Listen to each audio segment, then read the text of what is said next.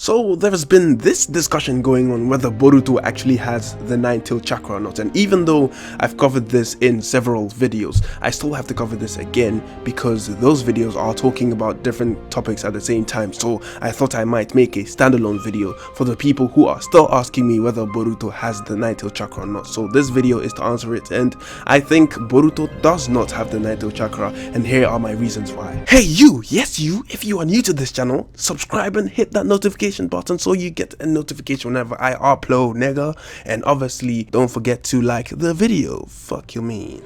The first reason why people actually think that Boruto has Kurama's chakra is because his parent is a Jinchuriki. They actually think that a Jinchuriki passes on chakra to their offspring, which is false because it has not been said anywhere. It has not been stated anywhere that this happened. And even though Naruto's mother was a Jinchuriki and gave birth to Naruto, Naruto did not get any of Kurama's chakra.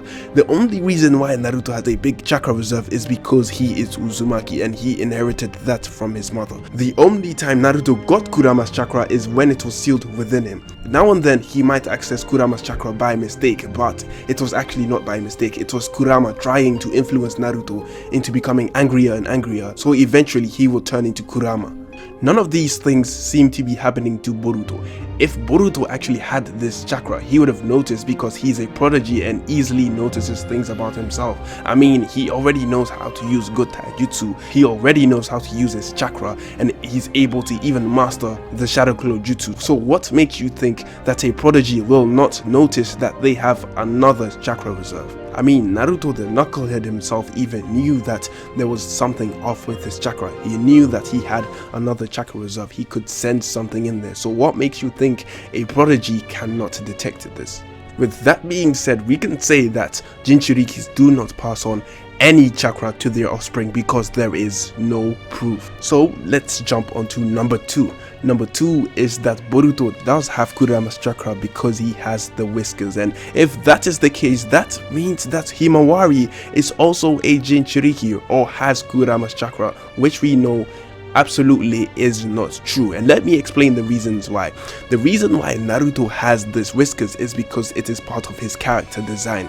Naruto, regardless of what the series was gonna turn into, will always have whiskers because it is part of his character design, since he was based off a nine-tailed fox. Obviously Kishimoto was inspired by Dragon Ball, which has a main character who was inspired by a mythological figure who was Son Wukong. So Naruto was also inspired by a mythological nine-tailed fox, and that is why Naruto has the whiskers. Now you could possibly say that the reason why Naruto actually has the whiskers, except or apart from his character design, is because his mother was a Jinchuriki and maybe that influenced Naruto's birth, which could make sense because the location of the seal is exactly where her third chakra is, and the seal obviously contains the tailed beast, and that is where the kid grows. So if that is the case, then maybe that could be a reason why Naruto has whiskers. Maybe because Kurama was located where Naruto was, inside Kushina, that's actually affected him and he maybe got the whiskers. But that is the only logical explanation.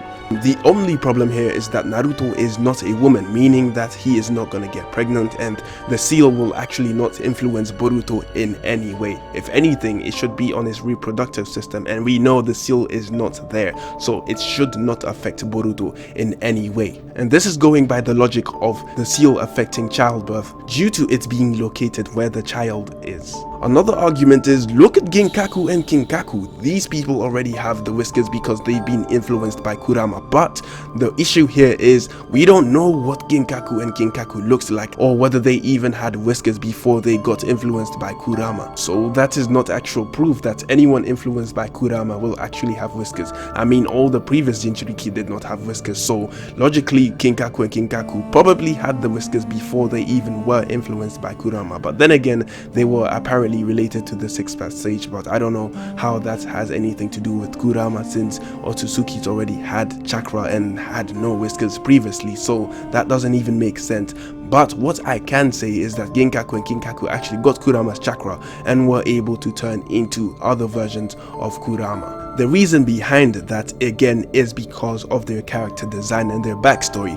With their backstory, their uncle was a fox and obviously their mother was also a fox, but this is just a mythological story which has been adapted within Kishimoto's work, and that is why Genkaku and Kinkaku have Kurama's chakra. It is because their characters' origins were actually inspired by that. And I'm not saying that they actually have an uncle who's a fox as well as a mother who is a fox, because that is not within Kishimoto's work. His work was actually just taking mythological characters and bringing them to life within his own work.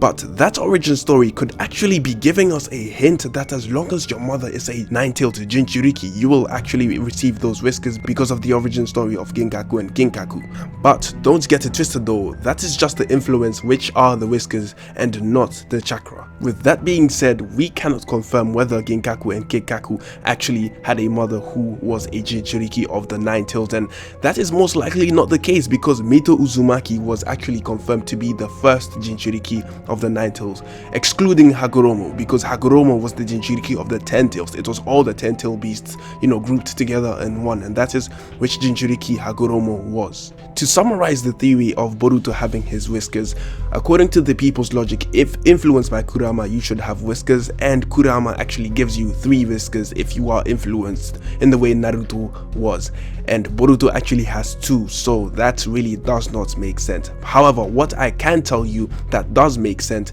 is actually something that was stated within the novels of Boruto the movie, and that actually explains why Boruto has whiskers. And to simply explain what it says that Boruto has whiskers which he inherited from Naruto. That's it. The only reason why Boruto actually has whiskers is because he inherited his father's facial features, which is something normal. The same goes for Himawari, and with that being said, Boruto having Kurama's chakra because of the whiskers is just invalid.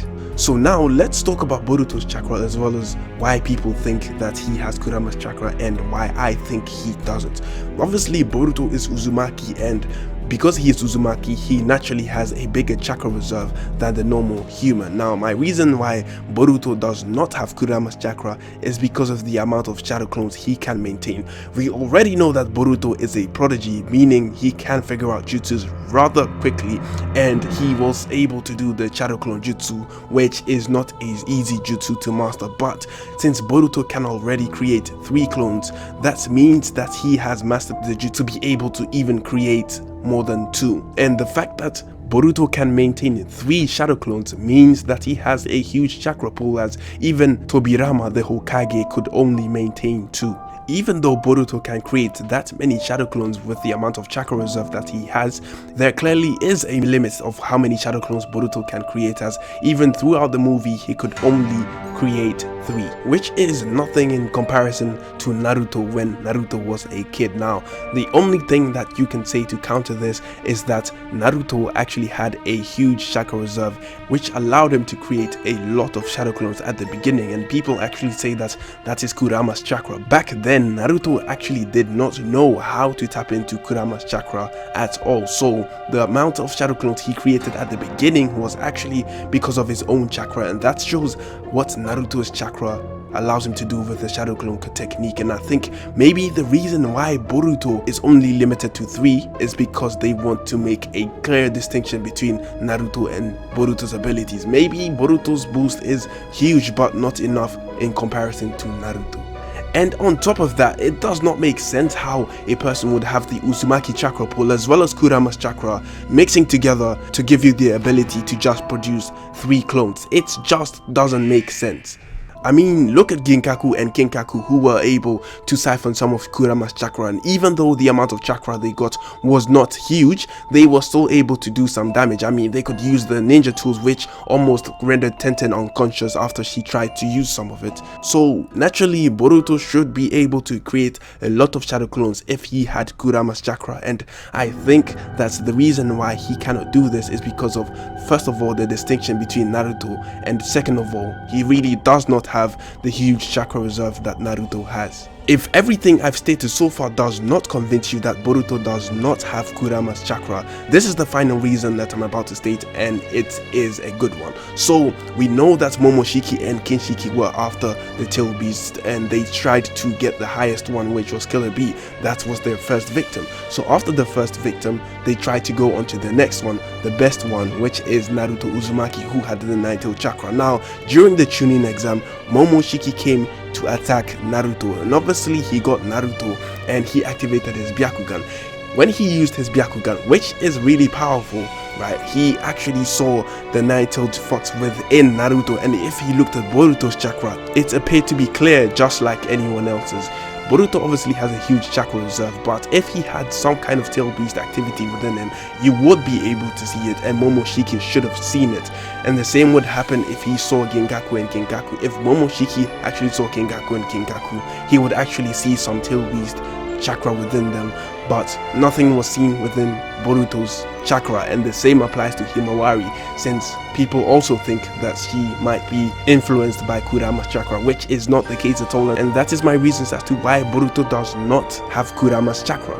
I mean, think about it, in terms of writing, that would not be a good idea at all. I mean, all the writers want Boruto to be different than Naruto, and we already know that Naruto is a blonde-haired kid with blue eyes who causes trouble within Konoha, doing the same thing that Boruto is doing. And the thing about Naruto is that his origins was actually to be the nine-tailed fox, right? And if they gave the nine-tailed fox to Boruto, he would actually be the exact copy of Naruto, since he has the whiskers, the eyes, the looks, and everything else, which is something they are not trying to do. At least they are not trying to recreate Naruto, but it seems like they are already doing it with the Shadow Clone and Rasengan thing, and if they were to add the nine-tailed fox onto it, that would be the cherry on top.